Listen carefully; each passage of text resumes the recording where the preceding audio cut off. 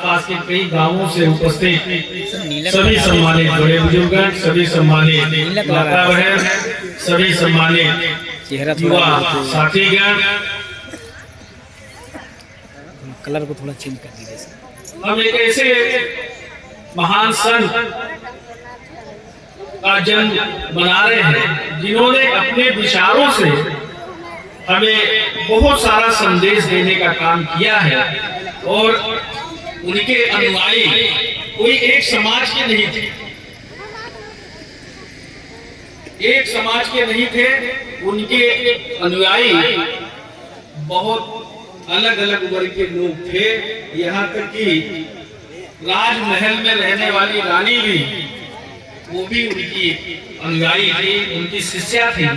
ऐसे महान पुरुष कोई सामान्य पुरुष नहीं हो सकते। उनके विचार हमेशा कर्मों को प्रेरित करते थे कि आप अच्छा कर्म करिए और कर्म ही बड़ा होता है और कर्म से ही आदमी पंडित बनता है, विद्वान बनता है।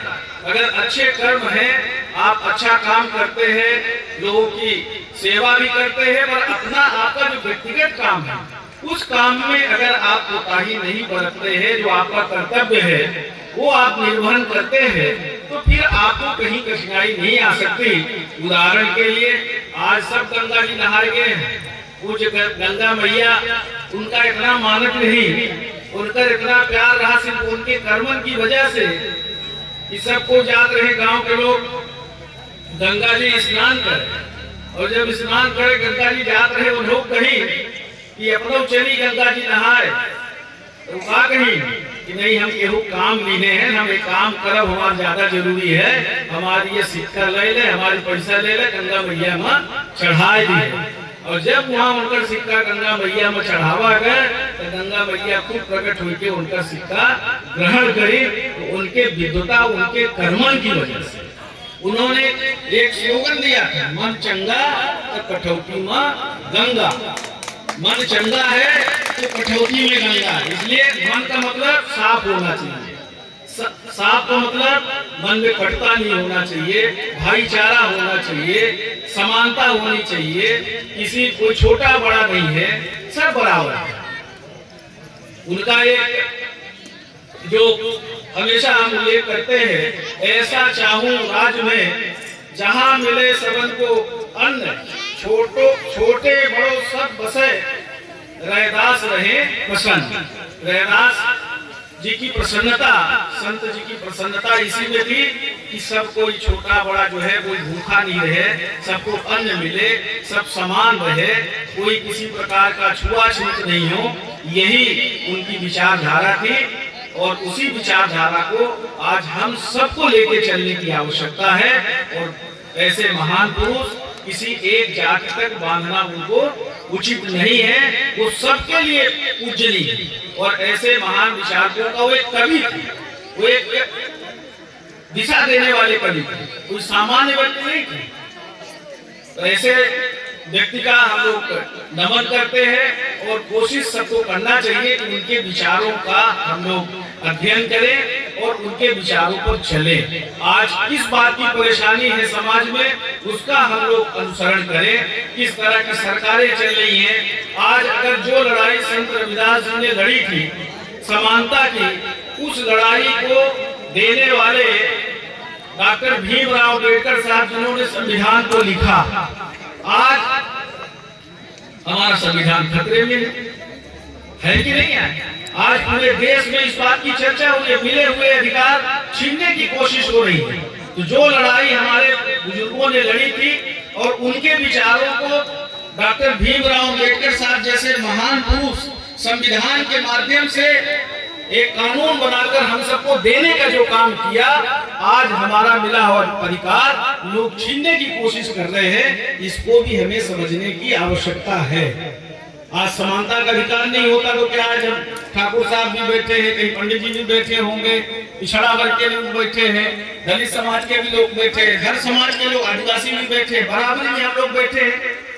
तो पहले ऐसा था क्या? नहीं। ये जो अधिकार हमें मिला है, फिर आपका आरक्षण है, नौकरी चाकरी या सरकारी नौकरी कहीं मिल रही है क्या? आज सरकारी नौकरी कोई भर्ती हो रही है, और जब सरकारी नौकरी में भर्ती नहीं तो अनुसूचित जाति जनजाति का बच्चा कहाँ से डॉक्टर बनेगा, कहाँ से सरकारी इंजीनियर बनेगा, या कहाँ से शिक्षक बनेगा? ये सब समझने की आवश्यकता है। आज से प्राइवेट लोगों में भर्तियां हो रही है और वहाँ कोई आरक्षण का पालन नहीं हो रहा है। न पिछड़ों को मिल रहा है, न अनुसूचित जाति जनजाति को मिल रहा है, न महिलाओं को मिल रहा है। यही लड़ाई बाबा साहब ने लड़ी थी, और ये लड़ाई जो कानून बनाने का काम किया, ऐसे हमारे जो महान विचारक थे जिनको हम पूछते हैं संत रविदास जी, इनके विचारों को सामने रख के हमारा संविधान बना और उसको लागू करने का काम हमारे नेताओं ने किया। और वर्तमान में क्योंकि जब हम ऐसा आयोजन करते हैं तो समसामयिक विषयों पे भी चर्चा करना चाहिए। समसामयिक विषयों पे चर्चा करना चाहिए कि आज हमारे सामने देश में क्या संकट है, किस तरह की लड़ाई लड़ी जा रही है, किस तरह की विचारों को दबाने की कोशिश की जा रही है।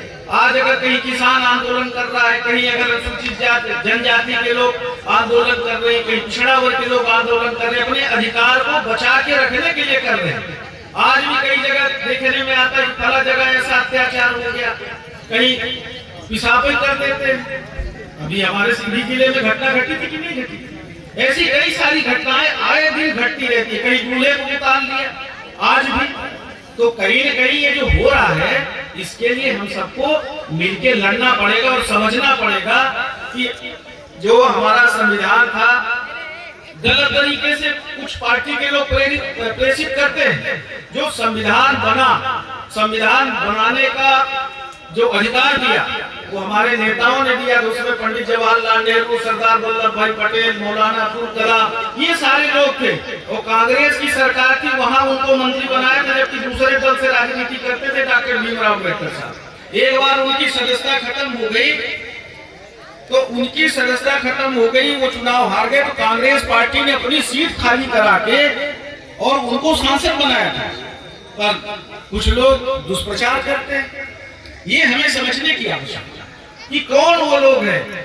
हमारी कांग्रेस के नेताओं ने जो आज आपको, अगर आपको छोटी आज एक बत्ती कनेक्शन, कोई चाहे अपना के झोपड़ी बसावे के जो आवासीय पट्टा दिया रहा, और चाहे अपना के खाद्यान्न जो मिलत है, ये खाद्यान्न तो सोनिया गांधी, मनमोहन सिंह जी रहे 1 रुपया 2 रुपया किलो दे के कानून कांग्रेस सरकार बनाई। एहू में झूठ बोलत है। ये बताना इसलिए जरूरी है कि हम समझते नहीं हैं और छोटी छोटी बातों में हम कितना अपना नुकसान कर लेते हैं। बाबा साहब बोलते थे, डॉक्टर भीमराव अम्बेडकर जी, कि शिक्षा एक ऐसा यंत्र है, ऐसी ताकत है कि अगर जो शिक्षा को ग्रहण कर लेता है तो वो शेरनी के दूध जैसा है। शिक्षा अगर जो ग्रहण कर लेता है वो शेरनी के दूध जैसा है। तो जो ग्रहण करेगा वो दहाड़ेगा, जो शिक्षित होगा वो दहाड़ेगा, वो अपने अधिकारों को समझेगा, और जो नहीं शिक्षित होगा तो वो कुछ नहीं कर पाएगा।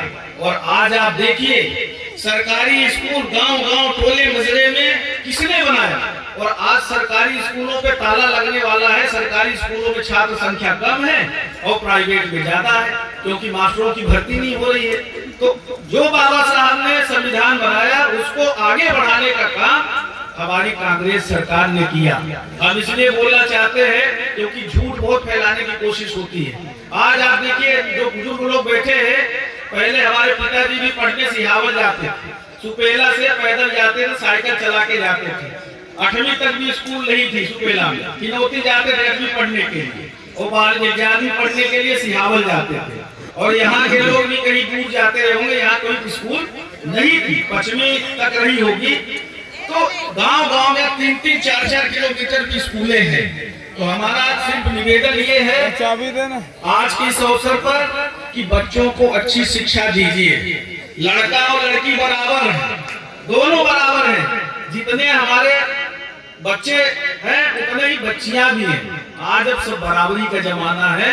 हमारी ये जो माता बहन बैठी हैं, ये बराबरी नहीं बल्कि हम लोगों से ऊपर है। तो कहेंगे कि जितनी ये मेहनत करती है, जितना हम लोगों को सुबह शाम भोजन पानी भी देती है, दिन भर गृहस्थी भी संभालती है, बच्चों को भी पालती है और अपना काम भी करके लाती है, तो ये हमसे ज्यादा मेहनत करती है। ये ज्यादा हमसे पूजनीय है। तो बेटा और बेटी एक समान है। खूब अच्छी शिक्षा दीजिए और खूब अच्छे संस्कार दीजिए, और जहाँ भी अन्याय अत्याचार हो वहाँ लड़िए, बोलिए, बोलना सीखिए। और बोलेंगे नहीं तो ऐसे ही अगर झूठी बातों में हम लोग आ जाएंगे तो परेशान होते रहेंगे। इसलिए आप सबसे हमारा यही आग्रह है कि हम संत शिरोमणि श्री रविदास जी गुरु जी की हम जयंती मना रहे हैं, जिनको आज पूरा देश पूजता है। ऐसे महान विचारक संत को हम लोग नमन करें और उनके विचारों को आगे बढ़ाने के लिए हम लोग हमेशा सजग रहे, अपने हितों के लिए सजग रहे। अब अच्छी नौकरी मिले, हमारे जो पढ़े लिखे युवा बेरोजगार भटक रहे हैं, ड्राइवरी के लिए भी आजकल तो 2-2 लाख 1-1 लाख रुपए प्राइवेट कंपनी में ले रहे। बताओ आप, हो रहा है कि नहीं हो रहा है? यही भी किसी भी ऑफिस में चले जाइए, कितना भ्रष्टाचार है। इसके लिए कौन लड़ेगा? किसी भी ऑफिस में आप चले जाइए, हर जगह पैसा चाहिए। आवेदन भर जमा कराते हैं, सिविल लगाते हैं, पर मिलता किसी को कुछ नहीं है। और बोलेगा कौन नहीं? जब तक हम बोलेंगे नहीं तो हमको मिलेगा नहीं। हम थोड़े में खुश हो जाते हैं, पर आपकी असली जो बुनियादी सुविधाएं हैं वो छीनती जा रही है। आप कहीं चले जाइए, पट्टा बनवा लीजिए, 5 जिसमें कर देते देते नकली आपको मिलता है कागज, फोटो कापी, पक्का नहीं है। जो दिया उस समय मिल गया। आज आप बिजली के बिल से, अभी बीच में यही कहीं लाइट बंद हो गई थी शुरुआत में, गरीब बस्ती की हमने बात करके बड़ी मुश्किल में जोड़ा। अब बिल कितना आ रहा है? परेशान है कि नहीं परेशान है? तो छोड़ के भाई के दूसरे तरफ, एक तरफ बहिनी का दे तो दूसरे तरफ भैया के खाता से, जीजन के खाता से निकाले रहे। ये सब समझे की जरूरत है। ये आप नहीं समझेंगे अगर आपके बच्चे को अच्छी शिक्षा नहीं मिले, रोजगार नहीं मिले, आपको अच्छा काम नहीं मिले। मनरेगा योजना लागू की थी कि गांव में रोजगार मिले। आज कहीं मिलता है क्या? किसी पंचायत में मिलता है क्या? कोई